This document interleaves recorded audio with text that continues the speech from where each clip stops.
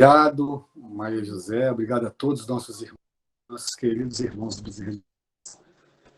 E, como foi dito, né, pela querida Ionice, aí, nós estamos também com muita saudade de voltarmos a casa, termos nossas reuniões presenciais, nosso presencial, mas, é claro, tudo será feito na hora certa e no momento certo, né?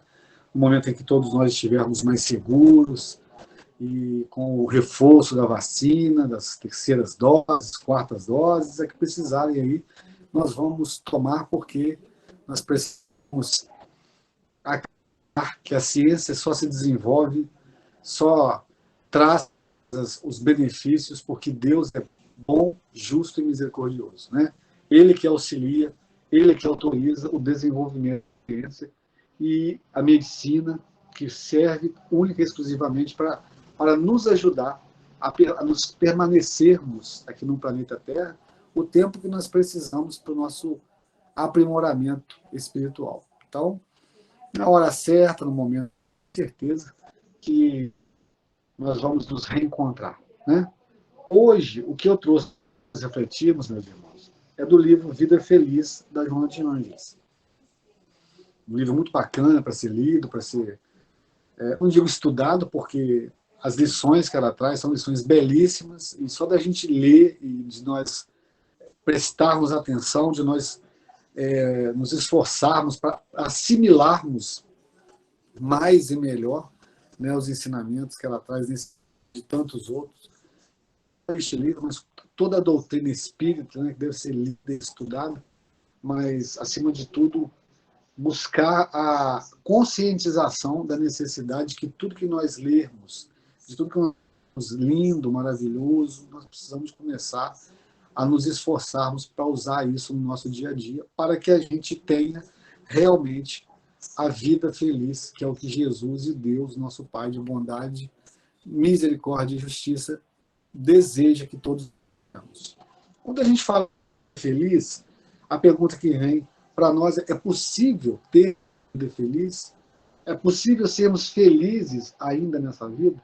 Mesmo diante de tantas dificuldades, né? Mesmo diante de tantas vicissitudes, de tantas mudanças que a vida nos oferece, dos obstáculos, né, que cada um de nós aqui tem aí uma ponte para atravessar todos os dias, e seja ela no campo sentimental, profissional, saúde. Então, é possível, mesmo diante de tantas dificuldades, diante de tantos obstáculos, sermos felizes? Né? Os irmãos espirituais, meus irmãos, eles dizem que sim, que é possível. Não ainda aquela felicidade absoluta que não está disponível para nós ainda, devido à nossa ignorância espiritual, né? Mas a felicidade como nós a entendemos diante do imediatismo que também nós buscamos para a nossa vida.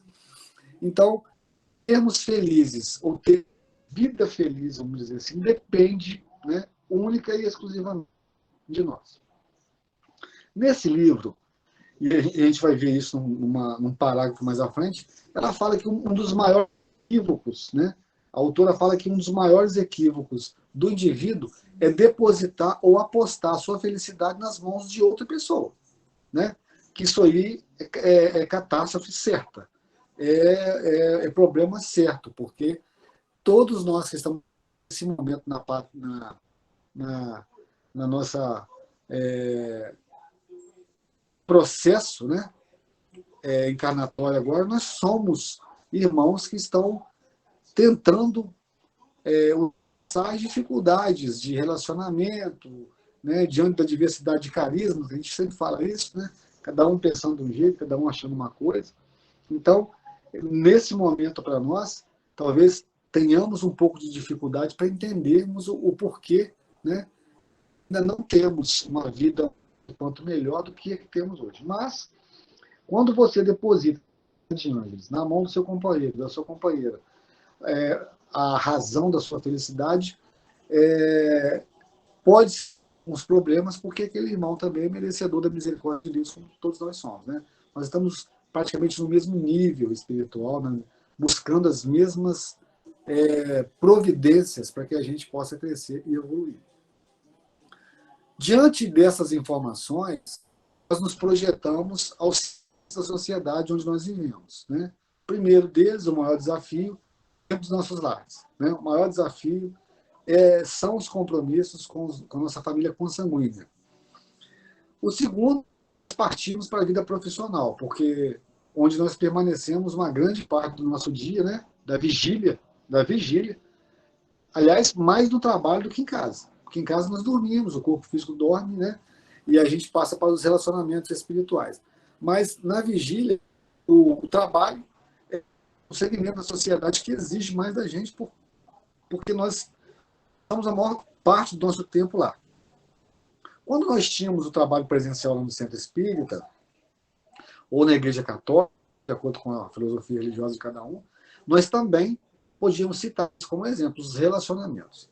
Aí a gente lembra que, por exemplo, o André Luiz, o espírito André Luiz, ele fala que os nossos irmãos que vêm conosco, né, na mesma filosofia religiosa, os irmãos que se encontram conosco lá no trabalho, são irmãos que podem, né, tem grande possibilidade de se ajuntarem a nós numa próxima encarnação, mas na família consanguínea. É lógico que, né, não é uma regra, tem uma história, um caso espiritual, e aí cada um com as suas necessidades, e a gente vai reencontrar aqueles afetos e os desafetos que nós ainda não temos condições de nos encontrarmos dentro dos nossos lares. Então nós vamos buscá-los no trabalho e na filosofia religiosa, segundo o Espírito. Joana de Ângeles, ela já fala que a família consanguínea é o pródromo da família universal, ou seja, e o Emmanuel também escreve sobre isso. Né? Precisamos de vencer as nossas dificuldades dentro dos nossos lares para que a gente possa buscar por um ministério maior que é na família, né, universal. Então, nós só vamos ter um trabalho grandioso, assim como a gente vê, por exemplo, né, vamos citar aí o Divaldo Pereira Franco, Xavier, a Matheus, tantos outros irmãos que nós não conhecemos, que viveram e vivem, mas servindo a família universal, é porque esses irmãos eles já se sublimaram dentro de casa, eles já vencer as dificuldades com aqueles irmãos que conviveram com eles em outras encarnações da mesma família consanguínea. Então, o nosso propósito, meus irmãos, é esse. Se nós achamos que nós vamos reencarnar, né, de forma perene, com os mesmos espíritos que acompanham o nosso lar, a nossa casa, isso pode ser um pensamento equivocado, porque estamos, né, pais, estamos mães, estamos filhas, né, desses irmãos que nos acompanham, e isso desvencilhar, né, de acordo que os delitos, os desacordos forem resolvidos ao longo das reencarnações. Vamos deixar de amar mas vai acontecer desses dois espíritos, né, ao longo pela eternidade afora, eles buscarem, cada um buscar um princípio, né, um ministério, vamos dizer assim, né, uma situação diferente. Isso é muito pode acontecer, mas jamais deixarão de se amar, né? Mas conquistaram muitas coisas juntos. Então, olha só, nesses segmentos que nós estamos falando, na família, no trabalho, e lá, vamos citar o centro espírita, né, que acho que a maioria aqui é espírita, nesses segmentos, são segmentos onde nós devemos ter uma vida feliz. Porque eu consigo entender, né, um trabalho, uma convivência dentro de casa, né? É lógico que existem dificuldades de relacionamentos, os comprometimentos, conforme já dissemos, né? O reencontro para pedir de desculpas e ceder, né, desculpas, pedir perdão e ceder o perdão dentro dos nossos lares. Esse reencontro pode ser motivo de atrito, de desacordo, vamos dizer assim. Com o passar do tempo, as coisas vão se acertando. Mas o importante, como a Joana de Ângeles fala para nós nesse livro, que apesar das dificuldades, nós temos o direito de termos uma vida feliz. Percebe? Nós não estamos falando da felicidade, né, sublime, mas de um momento feliz, uma convivência com os nossos irmãos né, mais felizes, aqui em casa, lá no trabalho, lá no centro espírita. Porque se nós não buscarmos por isso, nós vamos encarar essa convivência com os irmãos como obrigação. Ah, não, eu vou ficar, né, porque eu sou obrigado, senão eu ia embora. Então, nós não estamos cumprindo com os nossos compromissos iluminativos, que nós nos comprometemos lá na erraticidade. Eu vou, eu vou porque, né, é minha obrigação e para me livrar disso. Não, porque se nós não fizermos por amor, se nós não trabalharmos por amor, nós vamos ter que voltar e refazer tudo novamente. Não é por obrigação que eu vou resolver as coisas. Então, nesses três segmentos que a gente fala, né, no religioso, no e no familiar, temos o direito de sim termos uma vida feliz ou um pouco mais do que nós a temos hoje. A autora Joana de Ângeles, ela fala assim: estás no mundo para tornar-te melhor e fazeres que o mundo seja menos triste e mais rico de esperança. Olha que responsabilidade. Então, nós não viemos nesse processo encarnatório para sermos infelizes e para pregarmos a infelicidade. Nós viemos para nós caminharmos, darmos na nossa evolução, seja o que for. E aí a gente lembra a parábola dos trabalhadores da vinha, né? Quando um levanta mais cedo, outro levanta um pouquinho mais tarde, outro vai levantar lá às 5 horas da tarde. Então, cada um escolhe o passo que quer dar na sua evolução espiritual. Não é uma imposição que o universo vai dar, mas nós não viemos, né, neste mundo para sermos infelizes, para sermos tristes, para sermos sem a esperança que move, né, que faz o trabalho, que incentiva. Ela fala que nós viemos, né, para fazer o mundo menos triste e mais rico de esperança. Então, essa é a missão de cada um de nós.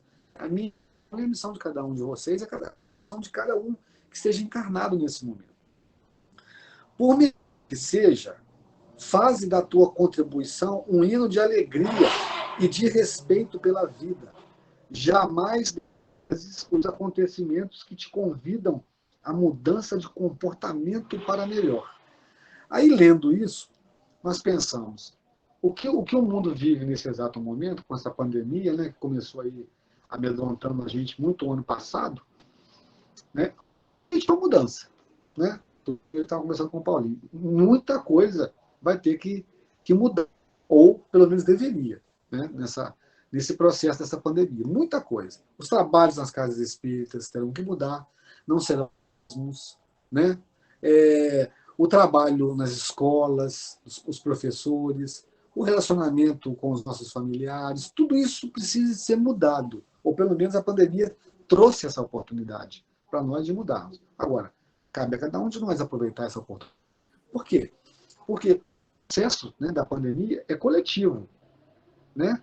É uma prova que o mundo inteiro passa. Agora, o aproveitamento dessa prova é individual, porque o universo não impõe nada a ele, ele não é invasivo.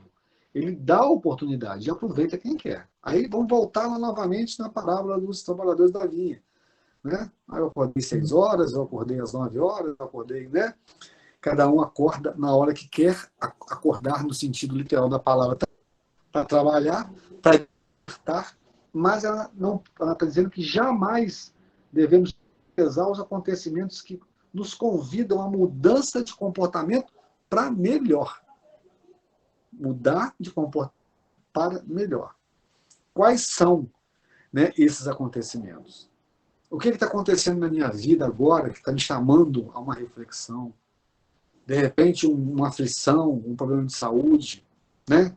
Ou, de repente, uma situação, uma situação profissional que erra um pouco mais de reflexão sobre o que eu estou o que eu estou fazendo, como eu estou agindo. Né? Então, isso serve, né, ou deveria pelo menos servir, para nos tornarmos pessoas mais esperançosas e mudarmos com isso, nos esforçarmos para mudar. E ela continua dizendo, gente, ninguém renasce no mundo físico para sofrer, senão para reeducar-se. Para reeducar-se dos delitos e para crescer em direção a Deus. Então, nós estamos numa marcha constante, né, em direção ao nosso Pai, em direção a Deus, em direção a Jesus. E alguns irmãos espirituais, como o Espírito Emmanuel, ele fala que o Sermão da Montanha né? É a receita como Jesus venceu esse mundo, ele trouxe essa receita para nós e disse que nós poderíamos fazer o que ele fez e muito mais em outras lições, mas o Sermão do Monte é o caminho, né? É um momento que nós deveríamos abraçar e não sublime demais, lindo demais, né? As bem-aventuranças, mas tentar fazer com que a Joana de Ângeles está dizendo. E tudo que absolvermos, que faça uma mudança para melhor, né? Então, nós não viemos neste mundo, segundo a afirmativa da Joana de Ângeles, para sofrer. Nós não viemos, né? Nós viemos para sermos felizes, nós viemos para produzirmos, para trabalharmos, né? E mudarmos situações que nos tornam infelizes ou sofredores. Mudar isso, mudar o nosso esquema de caminhada na Terra. Nós aprendemos com o Espiritismo sobre a lei de causa e efeito. Então, muitas das vezes, a gente pode pensar equivocadamente assim, eu estou passando por isso porque foi alguma coisa que eu cometi lá atrás e eu preciso passar por isso. Nós já sabemos que o que foi escrito pode ser apagado. O que foi escrito pode ser escrito, pode ser, né, melhorado, vamos dizer assim, mas isso é única e exclusivamente de nós. E aprendemos também com o Espiritismo que podemos ter a dor como companheiro de crescimento espiritual, mas sem sofrimento, sem sofrermos, né? Nós a temos como alavanca de crescimento espiritual, mas a resignação, a esperança de que ela vai passar e de que ela está comigo, né? Porque eu a busquei, mas que ela vai me tornar uma pessoa, né?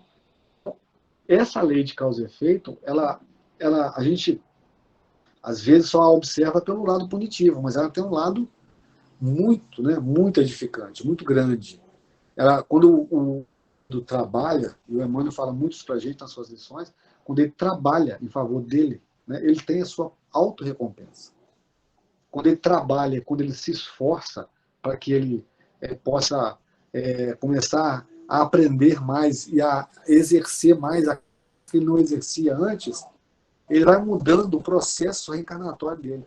Ele vai mudando a história que ele escreveu lá atrás e capítulos que podem ser favoráveis a ele. Por isso que ela está dizendo aqui, é uma afirmativa, ninguém renasce no mundo senão para reeducar-se, para recuperar-se dos delitos infelizes. Nós estamos lendo, né, fazendo uma leitura às 22 horas todos os dias, nós já estamos indo, acho que no 8º livro, se não me engano, o 7º, e o último que nós lemos agora é o Contos de Outra Vida, do Humberto, todo mundo que já deve ter conhecido. E aí tem lições, né, muito importantes, a gente lê e a gente tenta trazer aquilo para o nosso dia a dia, né, tenta trazer para a nossa realidade. Assim. Esse é o objetivo de lermos, né? E lá tem uma história que fala sobre um rapaz que ele tinha um processo, né, expiatório, tinha um processo kármico que deveria ser muito doloroso. Então, lá na erraticidade, ele pede para os mentores espirituais: não, eu quero ter câncer, ser paralítico, eu quero ter deficiência visual, eu quero ter tudo que vai me proporcionar essa reeducação que a Joana de Ângeles fala, para que eu possa me recuperar. Eu quero. No mundo espiritual nós somos muito, né? A nossa esperança lá parece que se expande mais ainda, né? Que é a teoria da superlatividade lá, né? Lá tudo é superlativo no mundo espiritual, né? Então, os mentores, eles ouvem ele com muita atenção e não vão te dar nada disso. Dá uma coisa, o instrumento de crescimento seu será a mediunidade. Olha que bacana. Então, ao invés de adoecer, ter o corpo doente, todas as moléstias do corpo físico, nós vamos dar para você a mediunidade, que será a sua alavanca de crescimento. Aí ele vem no planeta, inicia o processo reencarnatório dele, já adolescente, ele começa já ao desenvolvimento mediúnico, a mediunidade dele aflora, ele começa a trabalhar no centro, já jovem, com seus 20 e poucos anos de idade. O primeiro desencanto que ele tem no centro espírita, ele desaparece. Então, percebe que ele teve, né, a oportunidade de recuperar-se dos delitos do passado através do trabalho. Olha que oportunidade bendita, do trabalho. e na primeira oportunidade, na primeira dificuldade, fez 1 milhão de promessas no mundo espiritual. Agora vocês imaginam se ele tivesse vindo com uma dessas moléstias. Se ele já estava com um pavio curto, ficou vaidoso, com a questão da mediunidade e do trabalho mediúnico grande, imagina se ele viesse doente, né? Seria uma pessoa um tanto quanto impetuosa. Então, os irmãos espirituais deram a ele essa oportunidade de crescimento espiritual pelo trabalho e ele, infelizmente, não aceitou. Aliás, aceitou, mas não se engrenou, não se propôs ao trabalho, né? Porque nós sabemos que mediunidade e moral são 2 fatores que deveriam voar juntos, um com o outro. Mas sempre isso acontece, né? Sabemos que a mediunidade é um fenômeno que vem proporcionar aquele indivíduo comunicação com o mundo espiritual, independente de qualquer coisa. Mas se ele unir a essa mediunidade aflorada a moral, ele vai ser um Francisco Cândido Xavier aí, tranquilamente, vai voltar brilhando para o mundo espiritual. Não foi o caso desse rapaz, né? Então, meus irmãos, a Joana de Anjos, ela continua dizendo o seguinte: Deus te colocou no melhor lugar para o teu progresso espiritual. Então, quantas vezes tem felicidade, a nossa vida não é tão feliz assim, porque a gente acha que está morando em... eu queria tanto estar no Rio de Janeiro essa hora, morar no Rio de Janeiro, ou então São Paulo. As pessoas falam que São Paulo, né, é uma cidade muito... Inclusive, eu já fui várias vezes lá, conheço, mas é um outro mundo. São Paulo é um outro mundo. Mas é porque tem uma outra, né, perspectiva, uma cidade muito grande, né, é uma metrópole muito grande, então as oportunidades lá são melhores, são maiores. Então, muita gente sonha, por exemplo, em ir para o exterior. Ou, às vezes, eu queria, no meu trabalho, eu gostaria de ser um artista, ou então um empresário. Mas ela fala assim: Deus te colocou no melhor lugar para o teu progresso moral e espiritual. Vocês reparam que quando ela fala moral e espiritual, ela está dizendo um progresso total, né? São as 2 asas, crescendo, evoluindo. Então nós temos essa capacidade, nós crescemos moral, intelectualmente e espiritualmente. Então olha só, ela fala assim que o lar que nós temos, o trabalho que nós temos, a cidade onde nascemos, são oportunidades de treinamento para a tua evolução. Então, nós estamos num lugar absolutamente certos, com as pessoas certas, no momento certo, para o nosso crescimento espiritual. Aí eu cismo, por exemplo, de aparecer uma oportunidade, eu vou para outro país, né? Então, isso vai ser um atropelo no meu progresso espiritual? Não será um atropelo, mas você vai estar adiando, né, compromissos iluminativos que você tem com aquelas pessoas que te receberam nesse processo reencarnatório.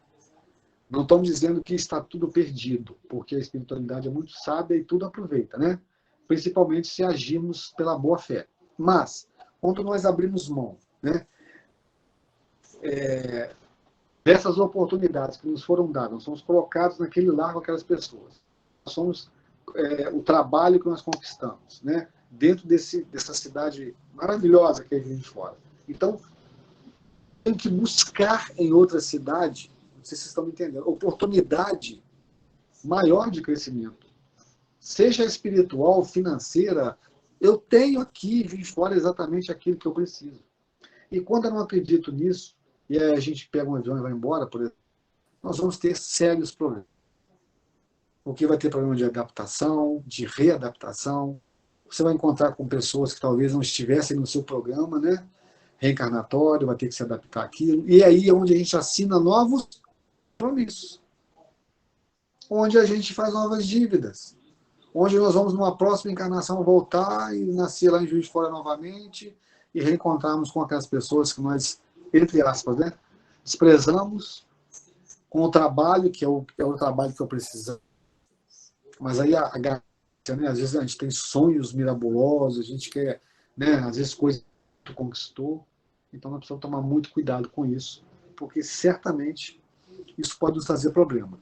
Deus te colocou no melhor lugar para o teu progresso moral e espiritual. O lar que tens, o trabalho que te encontras, a cidade onde resides, são oportunidades de treinamento para a sua evolução espiritual. Então, esses relacionamentos vão nos ajudar a treinarmos. Porque eu posso viver também aqui 200 anos de galgar o que eu necessito de crescimento espiritual.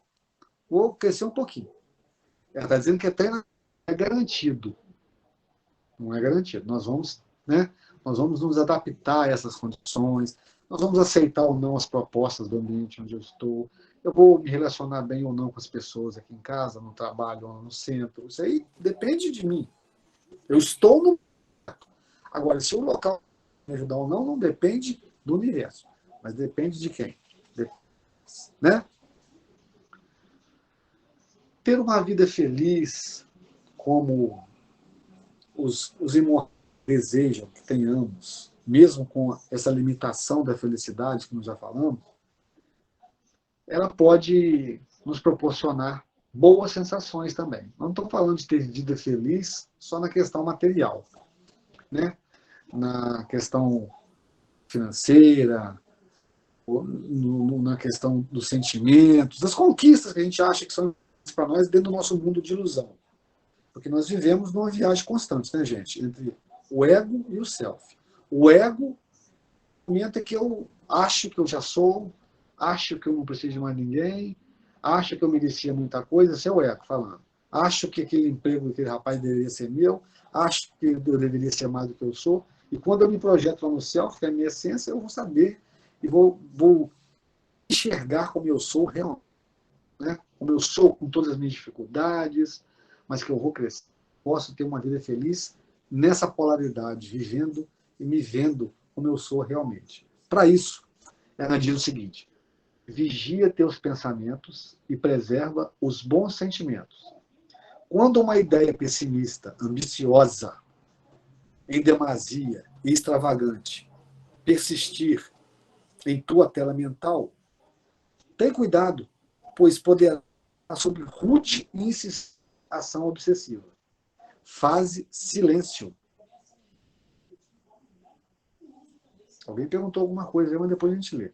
Fase silêncio interior e ora, resultando nessa salutar energia, precatando-te assim da influência negativa. Bom, nesse pedacinho aí que ela falou, gente, a gente tem que, nós precisamos observar que nós trouxemos, né, de outros momentos que nós vivemos aqui na Terra, aqueles relacionamentos que há tanto que tendem a permanecer conosco. E aqueles relacionamentos que também não nos amam tanto e que também tendem a permanecer conosco, porque existe uma observância da parte deles com relação a nós, de um aconchego nosso. Tudo que nós proporcionávamos para eles em outras encarnações, nós somos capazes de proporcionar agora em pensamentos, em vibrações.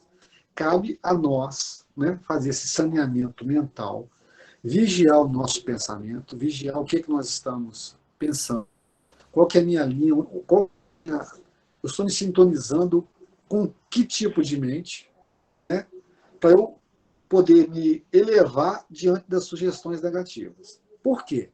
Porque se eu desejo ter uma vida feliz, eu vou tentar e eu vou me dedicar, né, a cessar as coisas que me deixam tristes. Eu vou tentar diminuir aquilo que pode me causar mal para a saúde. Como eu estava falando, antes que eu me esqueça, é possível essa vida feliz, gente? E a pergunta da moça ali, eu desconcentrei. Mas é possível nessa vida feliz, e não estou dizendo com relação às conquistas materiais, como eu ia dizendo, né, financeira, sentimental, mas ser feliz comigo mesmo. Esse aqui é o grande propósito. Ser feliz com aquilo que eu, sem acomodar, sempre desejando, né, melhorar, mas o meu momento, com o que eu tenho, é o que pode me fazer feliz. Né? É o que pode me fazer, me proporcionar um momento de harmonia, para que eu possa pensar melhor, né, em como conseguir alguma coisa melhor, porque a gente tem que estar sempre também, né, buscando, mas sem exagero, com o pé no chão. Então, nós podemos. Esse momento feliz pode ser uma coisa íntima nossa, o momento de você estar curtindo uma boa música, né?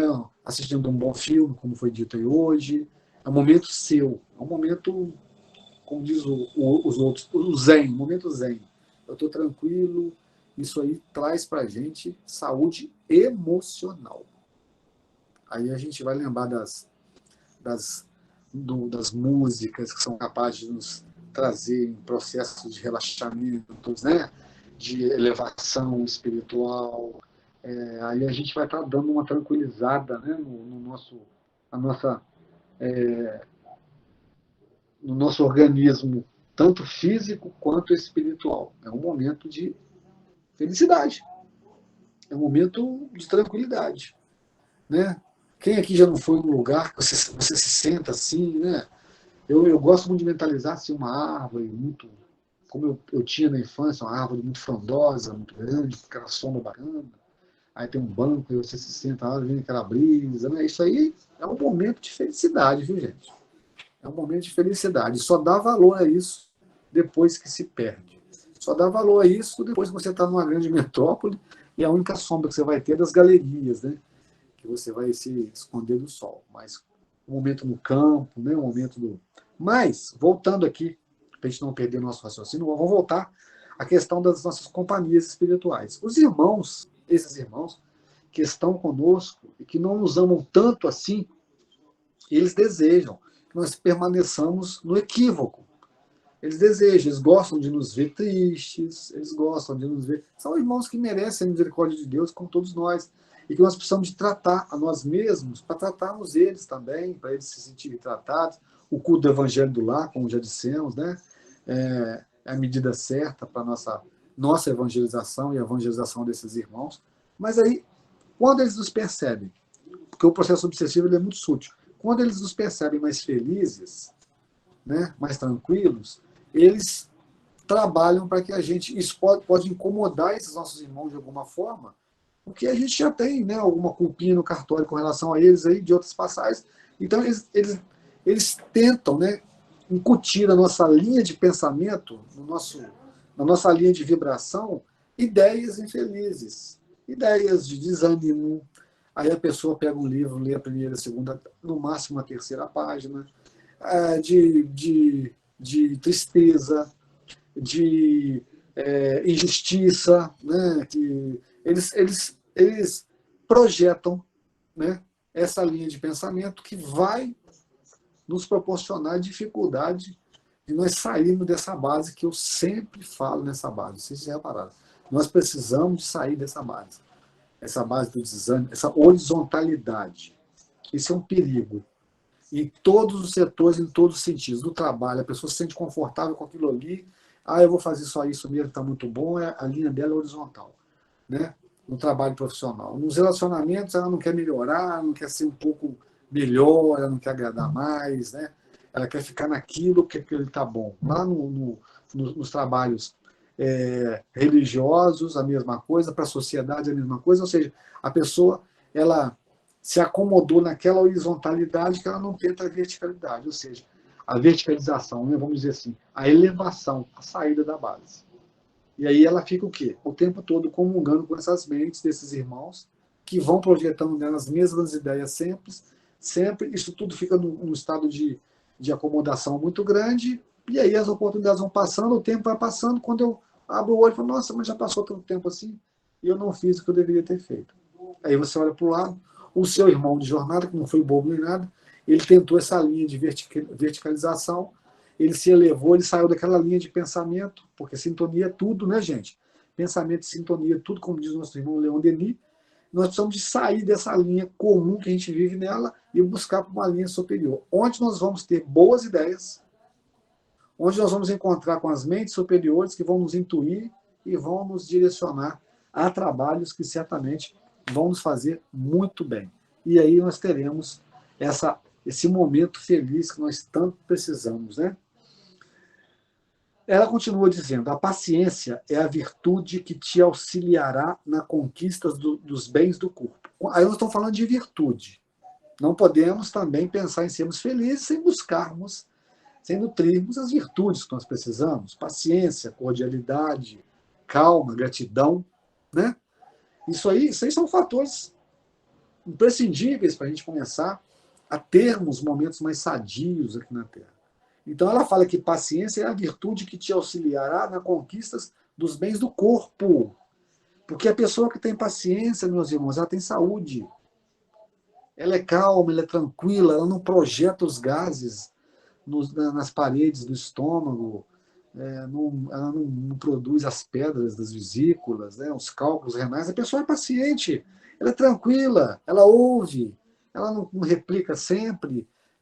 O paciente ele tem uma característica que ele não se envenena à toa, ele não se ofende à toa. Por quê? Porque ele sabe que aquela pessoa está com um momento difícil, então vamos esperar ele ter calma e vamos conversar. A paciência é a virtude que te auxiliará na conquista dos bens do corpo, da alma e da sociedade. Olha que interessante. Nos bens do corpo, da alma e da sociedade. Né? Os bens do corpo é a saúde física.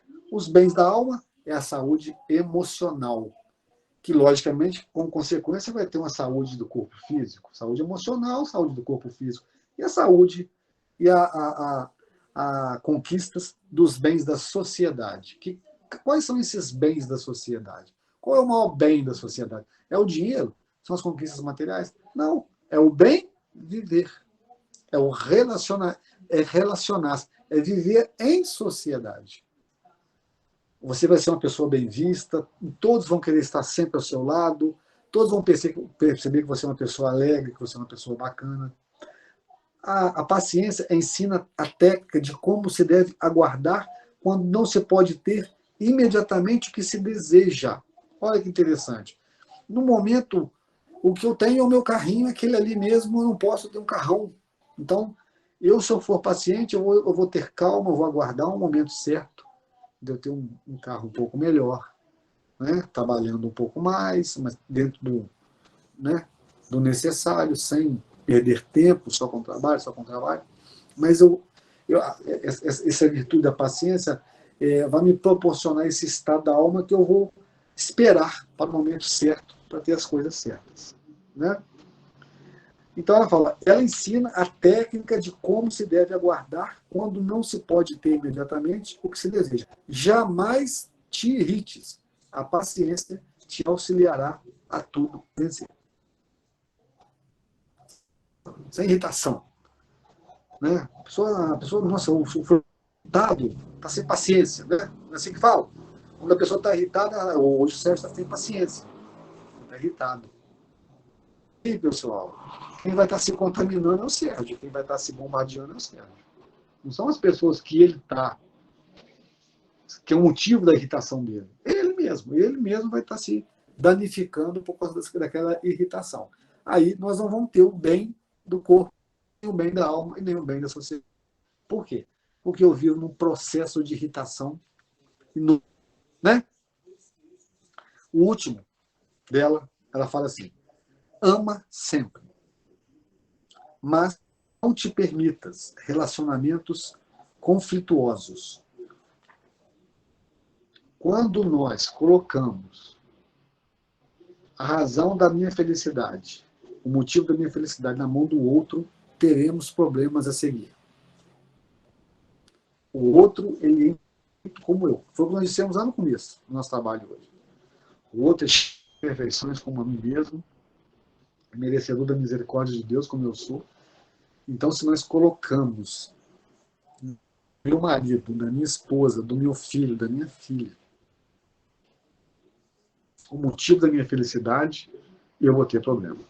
Porque eu só vou ser, entre aspas, feliz se ele quiser, se ele desejar. Ama sempre, mas não te relacionamentos conflitos.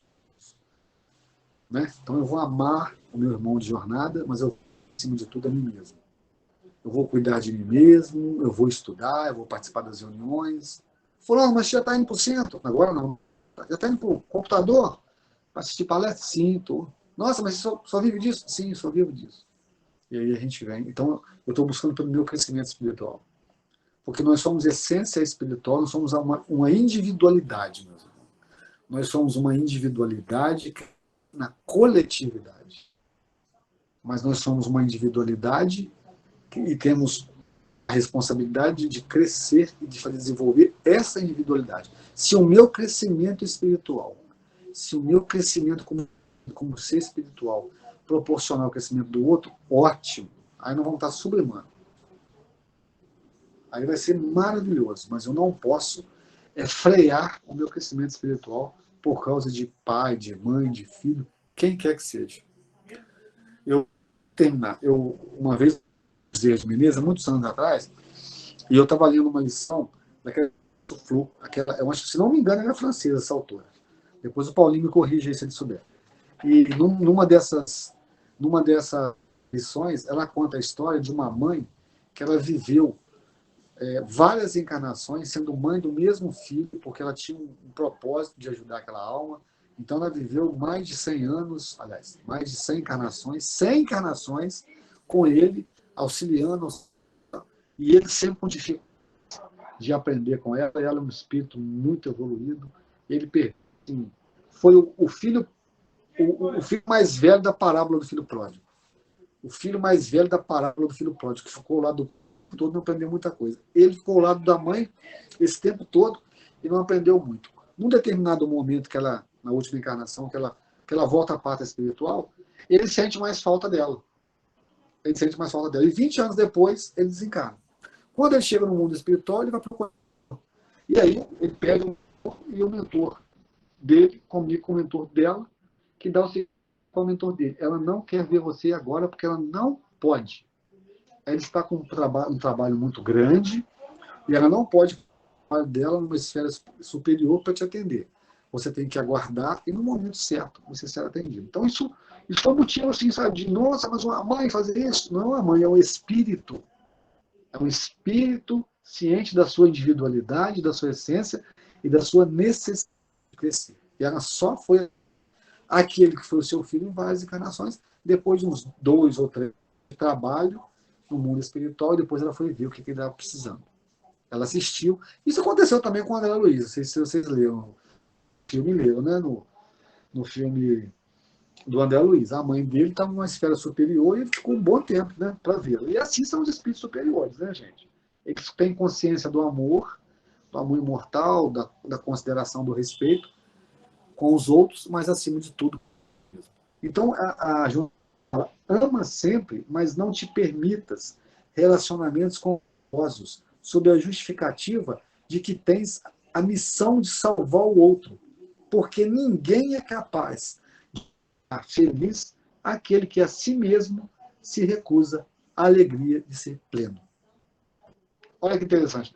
Então, se a filha não quer, se a filha não deseja aquilo nesse momento, se a filha, eu não quero ir para o centro, eu não quero ir para a escolinha de evangelização, agora, para mim está. As crianças não, né, gente? As crianças a gente pega pelo braço e leva, a verdade é essa. A gente arrasta. Eu lembro que aqui em casa, a filha da minha irmã, eu sou padrinho dela, quando ela tinha 7, 8 anos de idade, não tinha querer, não. O braço a gente ia para o centro todo sábado às 3 horas da tarde. Mas aí, quando ela ficando velha, pode fazer isso? Não pode. Né? Primeiro, a gente não pode ser invasivo e impor nada a ninguém. E o grande mérito é ela querer ir por conta própria. Né? Mas aí, por exemplo, fizemos a parte. Né? E, pessoal, o tema de hoje chama-se Vida Feliz, porque ela atesta nesse livro que nós podemos sim ter uma vida feliz.